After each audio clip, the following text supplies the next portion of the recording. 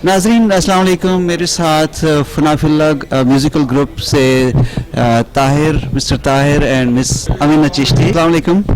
वालेकुम सलाम। वालेकुम सलाम। आप कैसे हैं? मैं ठीक हूँ। नाजरीन ये दोनों उर्दू भी बोलते हैं, लेकिन आप कनाडा से, you are from Canada and you are from California. Okay, so what was the reason, Mr. Tahir, that you choose the name of Fenna-Fi-Allah of your musical group?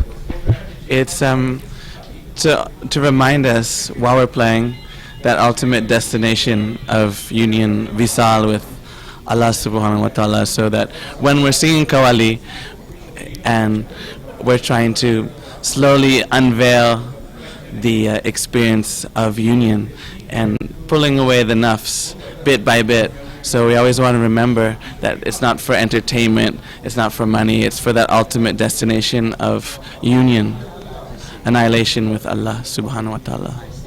I believe you want to add something. He said it very well. I think we chose this name to remind us in the midst of this path that we're here to annihilate our ego through this music and come into a greater experience of the union of God. I see. So when exactly, how long ago did you start singing or started this group? It's 15 years that we're touring continuously in the Qawali field, but before that, we had classical studies and such. And where were the studies done? Are you going to tell? I mostly, I started in India studying classical music and tabla and worked our way to Pakistan, where I met my Ustad Dildar Hussain. He played tabla for Nusrat Fateh Ali Khan for 30 years and took me as his first student, not only from America but also as a woman.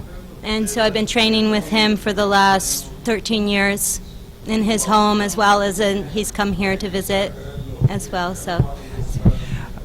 Who is your favorite singer up till now in Sufism? Oh, it's hard to choose one, but there's so much. It's such a rich field of music. Like we love Abida Parveen, I love Zahida Parveen, Ustad Nusrat Fateh Ali Khan Sahab, Ustad Hafiz Mirdad Khan Sahab. I see. And so are you trying to follow some tabla players? Who's your favorite one?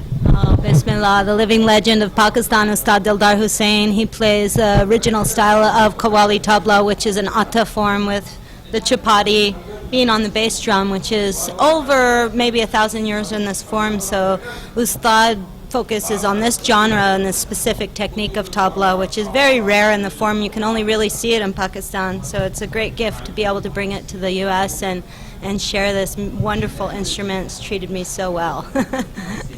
How many countries have you visited and performed? I think we're at about 8 countries, but mostly our duty, of course, is in Pakistan and India, at the dargahs, at the urs, at the main Sufi festivals, and then, of course, in Canada and the USA. We tour a lot of months here continuously, but also visit other countries like Australia, Egypt, Indonesia. Which dargah in Pakistan did you go? Oh, there's definitely more than 100. But our favorite is Pak Patan Sharif, the dargah of Hazrat Baba Farid Shakarganj Rahmatullah Alayhi, because that's really the center of Qawali music. So we go back mostly every year and play at his urs and spend a week there.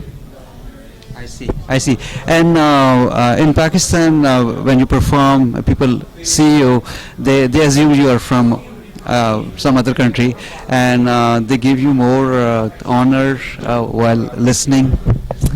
They definitely give us a lot of support. I mean, they didn't initially just give it right off the bat. They saw how we devoted ourselves and came back yearly and annually to study and actually to watch the masterful Qawals that exist in Pakistan. So we were like kids in a candy store, watching these amazing masters and having them invite us into their home. Rahat Fateh Ali Khan, we asked him, we went to learn Qawali music, and he said, well, you have to come to my home and live with me then. This is Qawali, it's a way of life. There's an etiquette behind it. There's a beautiful family that exists because of this music. So, are you performing other singers performed, or do you have anything new, new stuff, your own? I mean, your own, what you say, work.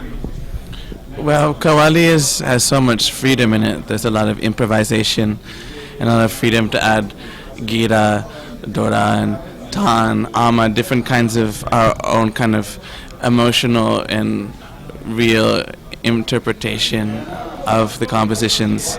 And then I've written about 20 Qawali kalams now that I've translated from English into Urdu.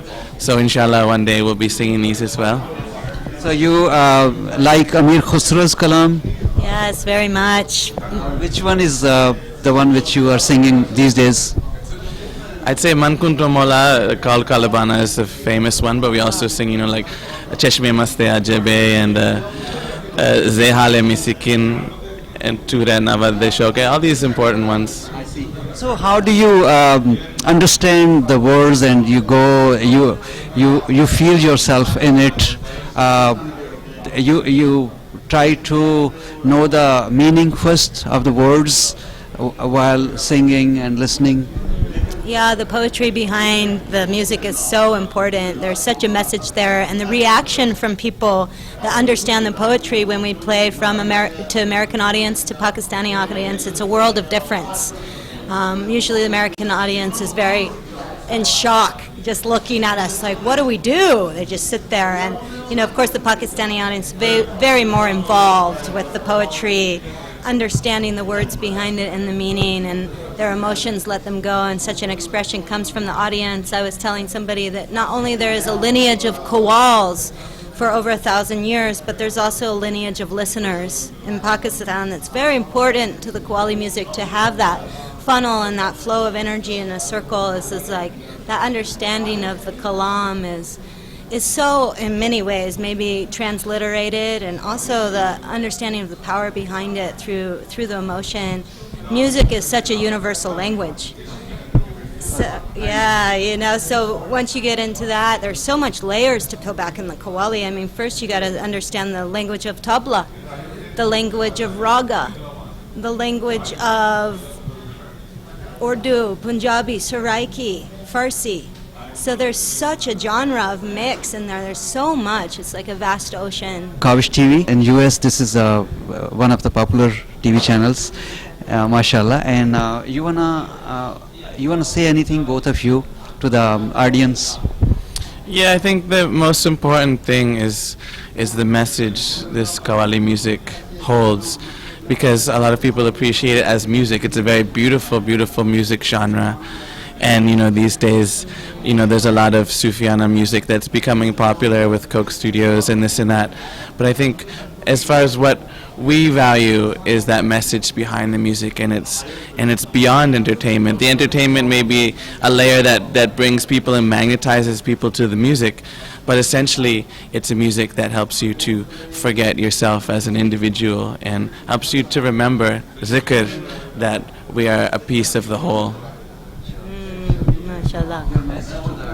Well, it's just so nice to be in New York City, and downtown here, what I'm experiencing locally is phenomenal. I feel like I'm at home in Pakistan, in New York City. This place has developed, I think, over the last 10 years, and it's phenomenal to walk around and see such a rich culture existing here. Alhamdulillah. नाजरीन, आप देख रहे थे फना-फी-अल्लाह team को. Thank you so much, both of you. Allah Hafiz. Allah Hafiz.